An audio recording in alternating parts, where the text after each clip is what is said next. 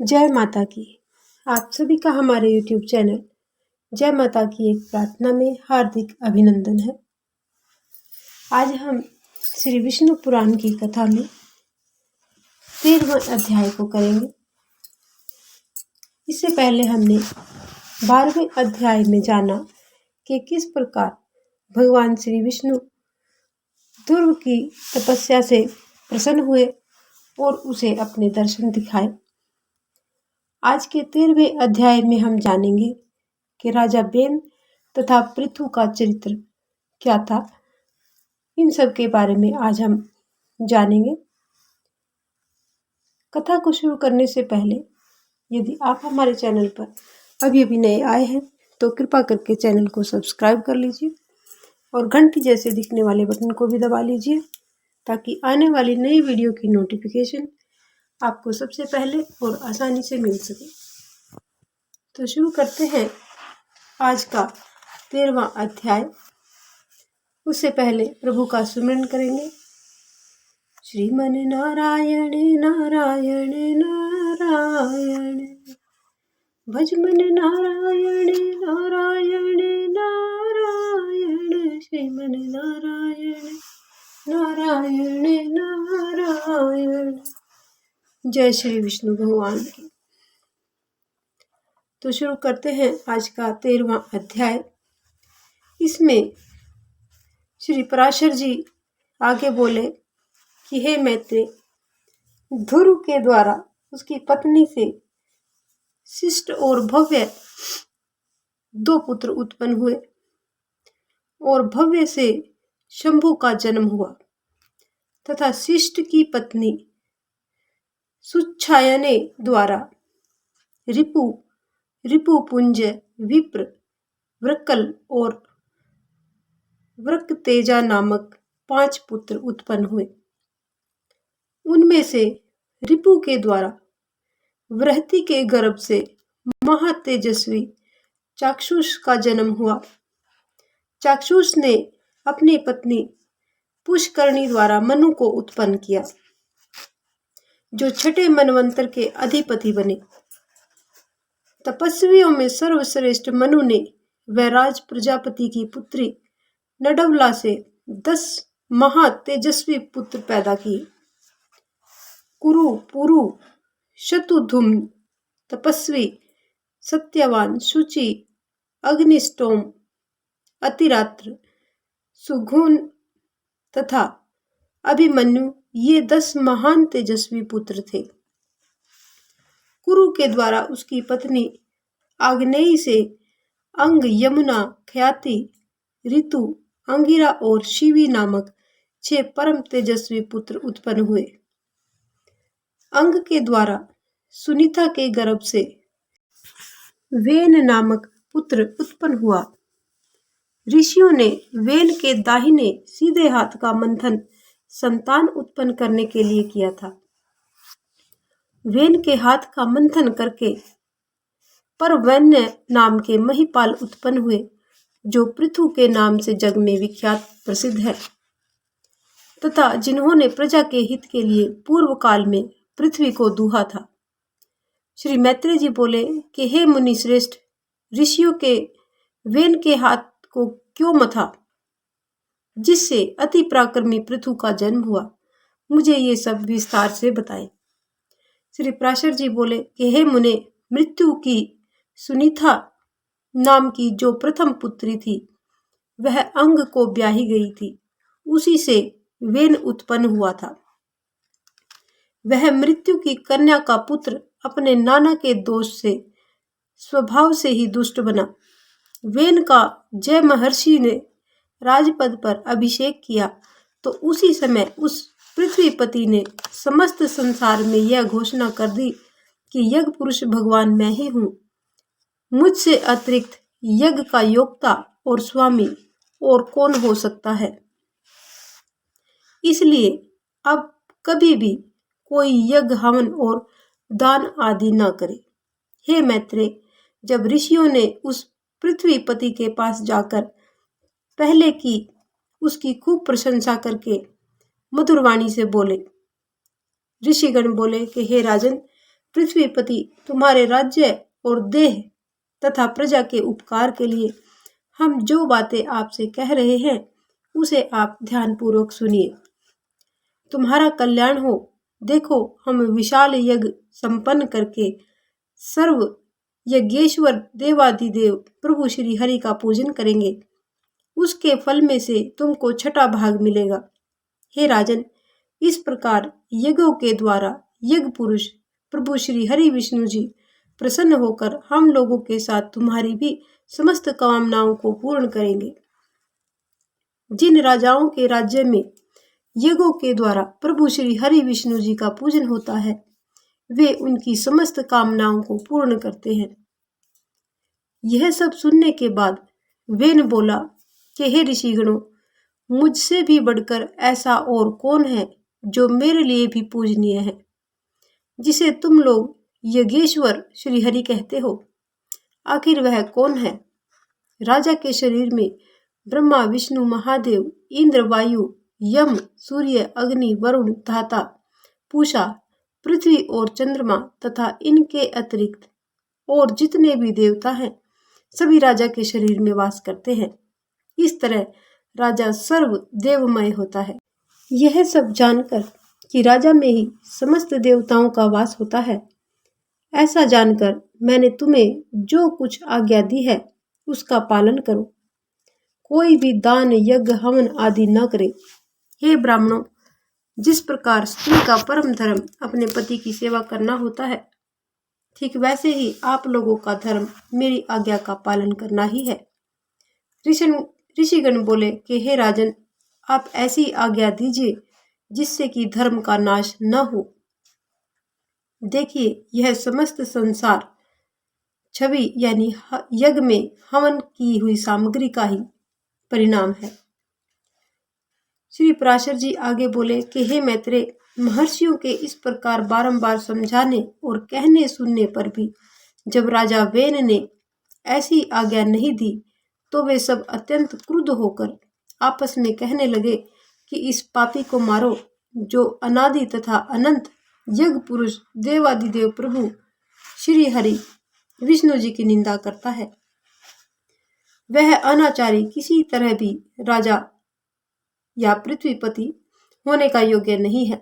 यह कहकर मुनिगणों ने प्रभु की निंदा करके मरे हुए उस राजा को मंत्र से पवित्र किए गए कुशाओं द्वारा मार डाला। हे द्विज, राजा वेन के मरते ही उन ऋषियों ने सब ओर बहुत उड़ती हुई धूल देखी। धूल को उड़ते हुए देखकर उन ऋषियों ने आसपास रहने वाले लोगों से पूछा कि यह धूल कैसी उड़ रही है। उन लोगों ने कहा कि राज्य में राजविहीन हो जाने के कारण दीन दुखी लोगों ने चोर डकैत बनकर दूसरों के धन को लूटना शुरू कर दिया है। हे मुनिवरों, उन तीव्र वेग वाले परधनहारी चोरों ने उत्पात मचाने के कारण यह धूल उड़ रही है। राजा वेन के कोई पुत्र आदि नहीं था जो उसके बाद राज सिंहासन पर बैठकर राज्य को चलाता।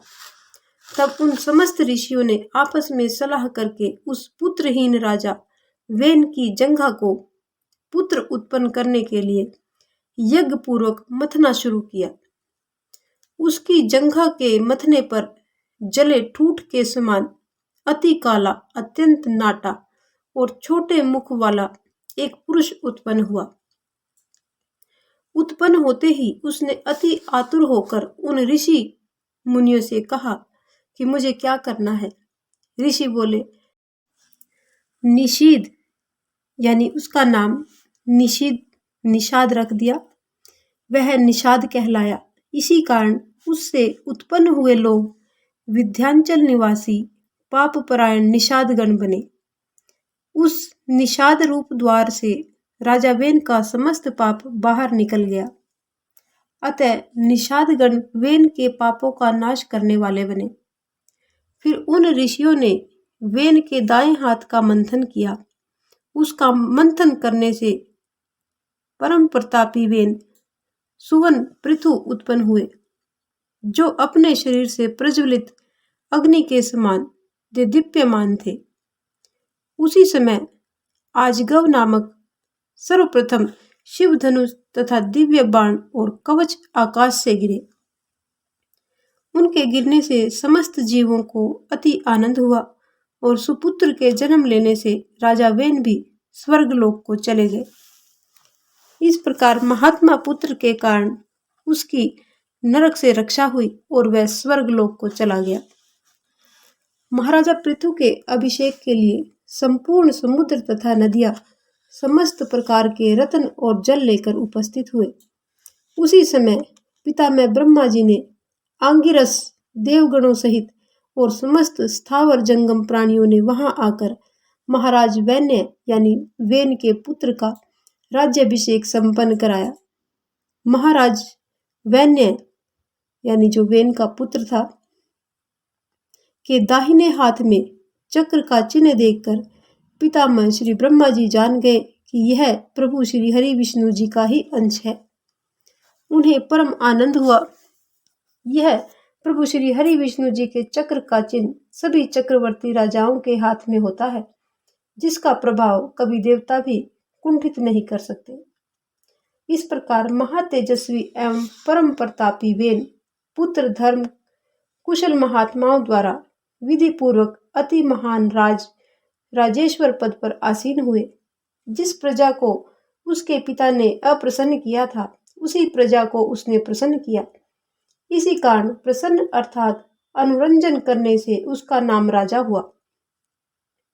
जब वे समुद्र में चलते थे तो पानी का प्रवाह रुक जाता था।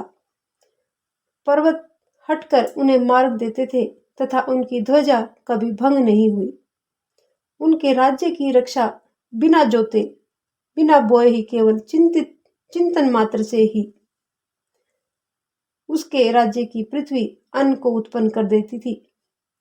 अन्न उत्पन्न करके पका भी देती थी। गाय कामधेनु रूप थी तथा पत्ते पत्ते में मधु भरा रहता था। राजा पृथु ने उत्पन्न होते ही पिता में यज्ञ किया।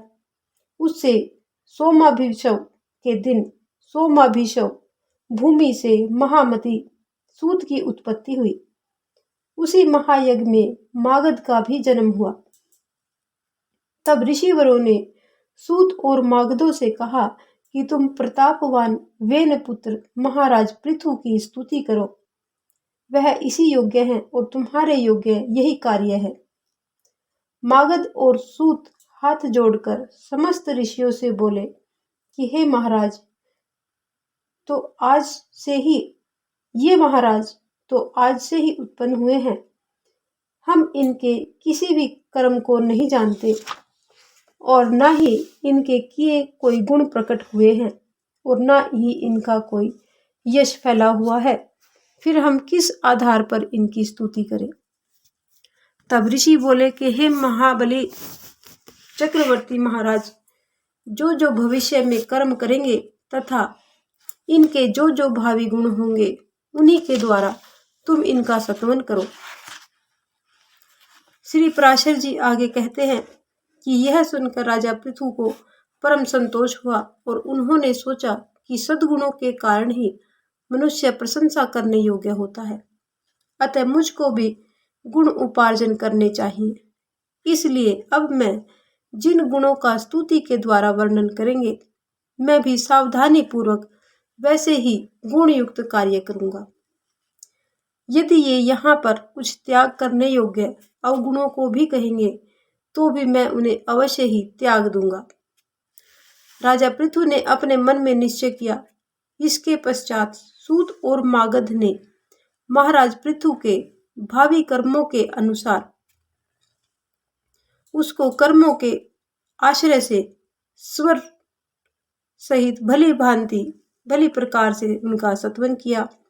उन्होंने कहा कि ये महाराज सत्यवादी, दानशील, पराक्रमी, लज्जावान और दुष्टों का दमन करने वाले हैं।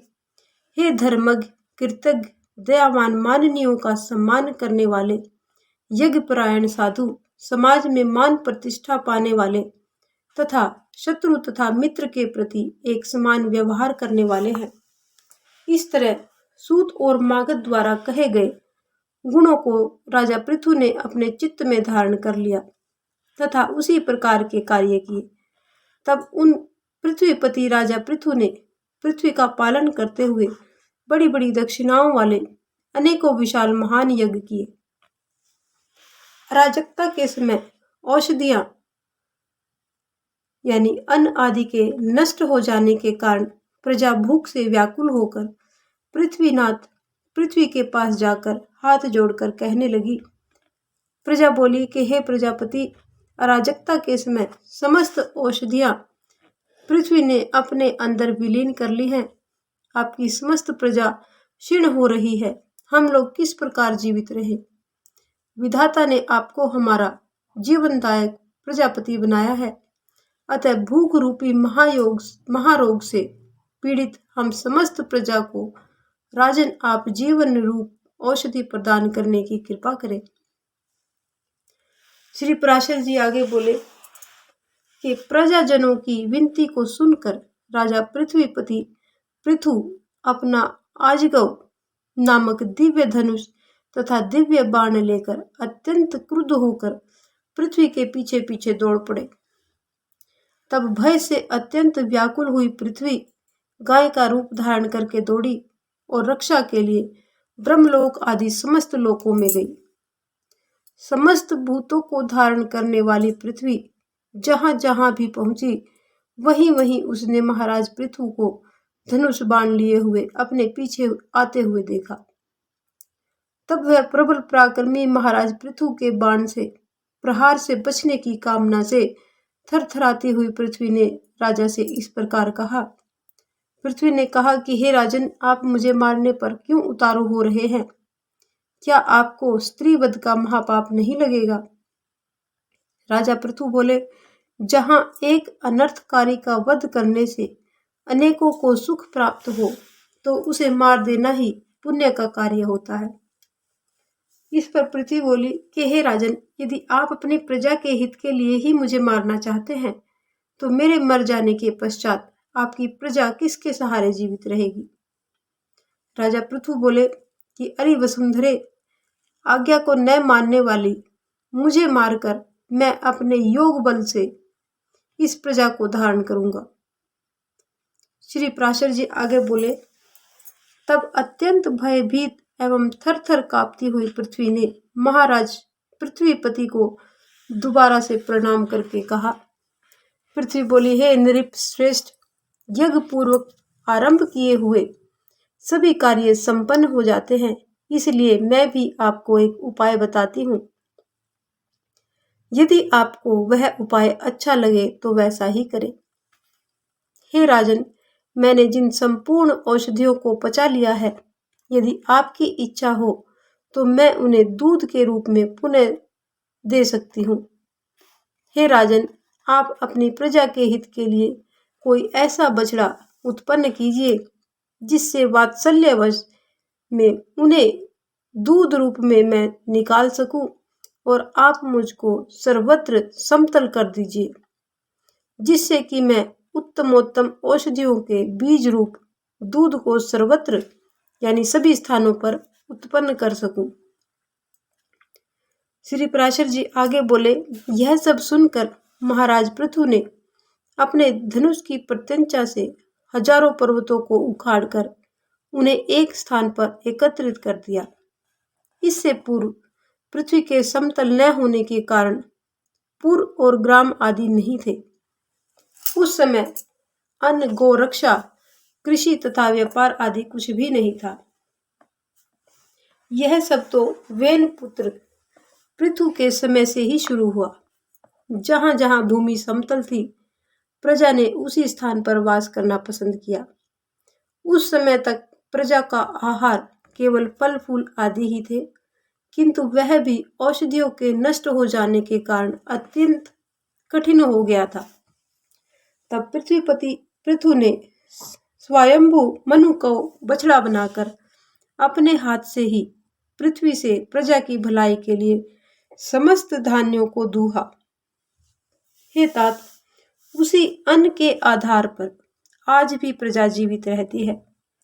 महाराज पृथु प्राणदान करने के कारण भूमि के पिता हुए, इसलिए उस सर्वभूत धारिणी को पृथ्वीपति पृथु के नाम के कारण पृथ्वी नाम मिला। हे मुने, फिर देवता, मुनि, दैत्य, राक्षस, पर्वत, गंधर्व, सर्प, यज्ञ तथा पितृगण आदि ने अपने अपने पात्रों में अपना अभिमान दूध दूहा और दूहने वालों के अनुसार उनके सजातीय ही दोगदा और वत्स आदि हुए। इस कारण प्रभु श्री हरि विष्णु जी के चरणों से प्रकट हुई यह पृथ्वी सबको जन्म देने वाली, धारण और पोषण करने वाली है। इस तरह पूर्व काल में वेन के पुत्र महाराज पृथु ऐसे प्रभावशाली और वीर्यवान हुए। प्रजा का रंजन प्रसन्न करने के कारण वे राजा कहलाए। जो भी व्यक्ति पृथ्वी के पिता महाराज पृथु के इस चरित्र का कीर्तन करता है, वह कभी भी कोई दुष्कर्म नहीं कर पाता। पृथ्वी पिता महाराज पृथु का यह अति उत्तम जन्म वृतांत और उसका प्रभाव अपने सुनने वाले व्यक्तियों को दुस्वप्नों को सदैव शमन करता है।